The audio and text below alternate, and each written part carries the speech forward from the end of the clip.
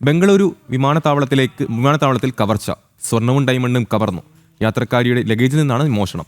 790 gram സ്വർണവും 8 ലക്ഷം രൂപ ഡയമണ്ടും കവർന്നതായി പരാതി. ഹുബ്ബള്ളി സ്വദേശിയാണ് പരാതിക്കാരി.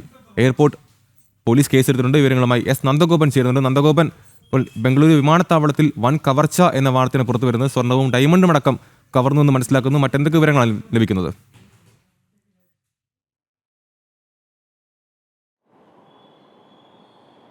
അമൽ, കർണാടക ഹുബ്ലി സ്വദേശിയായ 60 വയസ്സുകാരി ഇവർ കഴിഞ്ഞ വർഷം നവംബർ 15-ാം തീയതി അമേരിക്കയിലേക്ക് യാത്ര ചെയ്യുകയായിരുന്നു. ആകാശ എയർലൈനിലായിരുന്നു ഇവർ യാത്ര ചെയ്തിരുന്നത്. അബുദാബി വഴിയായിരുന്നു ഇവർ യാത്ര ചെയ്തിരുന്നത്.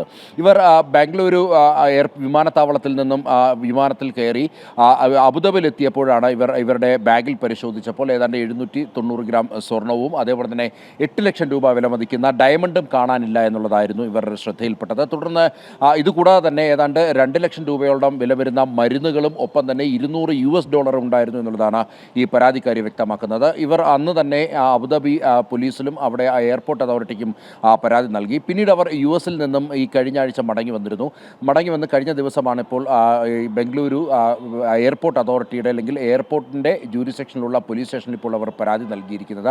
ഈ പരാതിയിലാണ് ഈ കാര്യങ്ങൾ സൂചിപ്പിച്ചിരിക്കുന്നത്. 790 ഗ്രാം സ്വർണവും ഏതാണ്ട് 8 ലക്ഷം രൂപയുടെ ഡയമണ്ടും 2 ലക്ഷം രൂപ വില വരുന്ന മരുന്നും ഏതാണ്ട് $200 ഉണ്ടായിരുന്നു എന്നുള്ളതാണ് ഈ പരാതിയിൽ വ്യക്തമാക്കുന്നത്. ഈ പരാതി സംബന്ധിച്ച് പോലീസ് FIR രജിസ്റ്റർ ചെയ്ത് അന്വേഷണവുമായി മുന്നോട്ട് പോവുകയാണ്.